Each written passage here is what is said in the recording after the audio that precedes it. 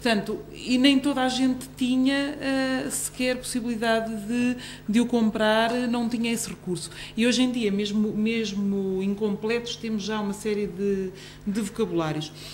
Há uma coisa, por exemplo, que é uma dificuldade ainda hoje, porque, entretanto, o vocabulário do Rebelo Gonçalves já não é de maneira nenhuma completo, mas nós temos uma dificuldade muito particular, que são os nomes próprios. Os nomes próprios...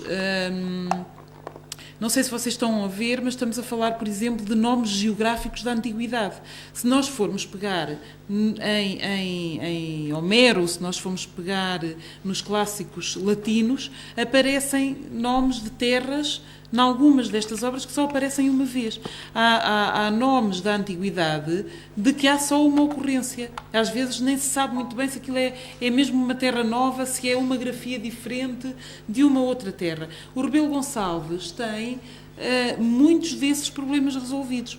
Ora, nós o que é que hoje temos com um novo acordo? Temos uma regra que é ao mesmo tempo fonética e etimológica. Ora, nós, mesmo as pessoas que sabem, não é muito difícil aprender um alfabeto, mas mesmo uma pessoa que saiba o alfabeto grego, nem sempre tem a possibilidade de consultar a palavra no original para depois lhe aplicar a regra. Portanto, há uma série de questões de pormenor que são difíceis de resolver, e quando nós decidimos mudar a norma que estamos a seguir, vamos ter de ter esses problemas resolvidos e, portanto, isso neste momento é uma das dificuldades de quem quer pelo menos ser sistemático e ser rigoroso.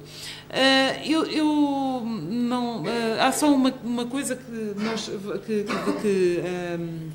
a Helena já começou a falar e em que eu já tinha pensado falar também, que é a tal questão de como o corretor não passou no título, não apanhou um erro. Eu não sei se vocês têm a noção, provavelmente sim, quer dizer, uma noção vocês têm. Nós fixamos as palavras como blocos, não é? Como blocos gráficos, e, portanto, uma das coisas que nos levam, numa leitura rápida, a apanhar um erro é o tamanho da palavra. Eu há bocadinho reparei que, eu suponho que na Lusa vocês usem muito o Courrier, ou uma fonte parecida com o Courrier, sim, não é? Há uma razão técnica muito clara para se usar as letras do tipo do Courrier, e eu, cada vez que falo com pessoas que já dei aulas, não é? E normalmente chama a atenção para uma coisa que eu acho que é um erro. Muitos alunos nas escolas usam sistematicamente o Arial. O Arial, não sei se vocês sabem, é uma fonte que a Microsoft desenhou para não ter de pagar direitos para usar aquela fonte tão odiada, é o equivalente da Helvética. O Arial é uma espécie de Helvética ainda pior e mais barata.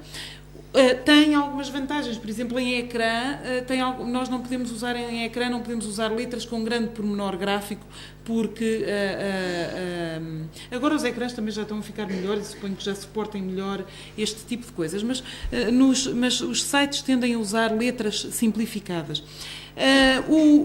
As letras, como o Courrier, têm uma característica particular, que é o monoespacejamento, ou seja, as letras têm todas mais ou menos o mesmo tamanho. Vocês podem fazer aí uma ampliação de uma coisa em Courrier e onde ver que se calhar a letra mais feia do Courrier é o M, que fica muito estreitinho, porque o M tem a mesma largura que o N, e, portanto, a única maneira de se conseguir isso é encolhê-lo muito.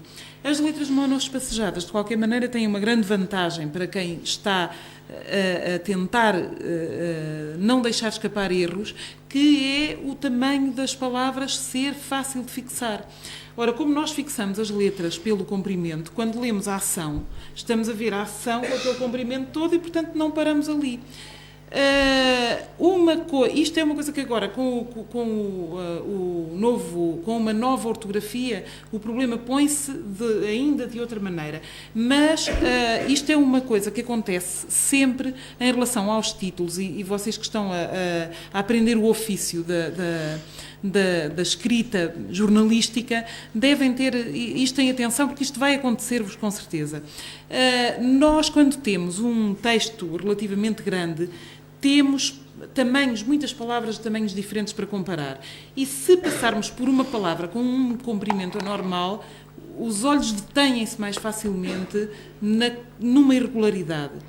Quando nós temos, por cima de um texto relativamente grande, um título de 2, 3, mesmo mais palavras, nós não temos quase tamanhos, comprimentos de palavras para comparar. E então o que acontece é que aquela superstição dos jornalistas, caramba, só deixei passar um e tinha de ser logo no título. Na realidade há uma razão muito prática para que isso aconteça. É muito mais fácil deixar passar um erro num título do que num texto comprido. E é claro, as pessoas são sempre mais severas com os erros nos títulos, não é? Nós próprios somos mais severos. Portanto, é um conselho prático. Quando começarem a trabalhar no ofício, abram sempre a caixa onde está o título e passem o corretor. Vocês não imaginam a quantidade de erros que eu já apanhei assim na primeira página do jornal. Portanto, isto um conselho prático. Não sei muito bem se há muita coisa ainda. Se calhar melhor é ficarmos por aqui. Muito bem, quero agradecer estas 3 excelentes contribuições que seguramente vos provocaram uma série de questões, por isso fico à espera que coloquem algumas dúvidas. Não sei se há já alguma pronta a sair.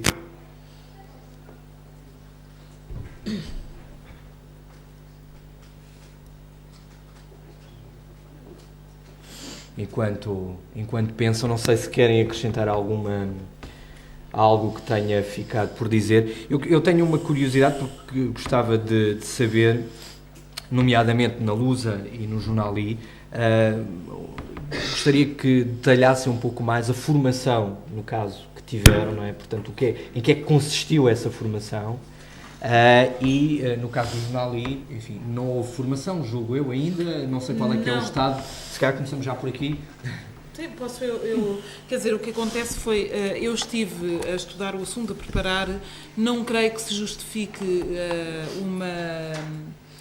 Eu conheço, por exemplo, há um grupo editorial em Portugal que fez uma formação semelhante à que fizeram na Lusa. Aquilo não teve grande resultado. Eles deixaram passar algum tempo, depois quando chegaram à altura de aplicar, as pessoas não estavam preparadas, porque numa editora a coisa é mais complicada, porque há os colaboradores externos, são para aí, representam uma grande parte do trabalho que é feito ali.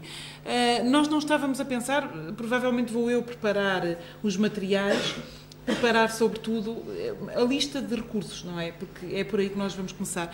Com um bom corretor, e eu tenho a impressão que o corretor, o Filipe, eu já fiz a experiência, não é? Já passei o Filipe, o novo Filipe que está de acordo com as novas regras, e eu acho que ele é bastante eficaz. Tenho a impressão que depois há as coisas que vão ter que ser feitas à mão, que vai ser o problema dos hífenes, vai ser um dos mais complicados, e depois temos este problema de que eu já falei, em que ainda não há recursos, quer dizer, não serve de muito estar a pedir a uma pessoa que vá lá explicar como é que funciona, quando as dúvidas depois vão ser pontuais, vão ser muitas e vão aparecendo aos poucos, não é? Uhum. Portanto, não estamos a pensar, pelo menos ao princípio, vamos ver como funciona e depois veremos. Uhum.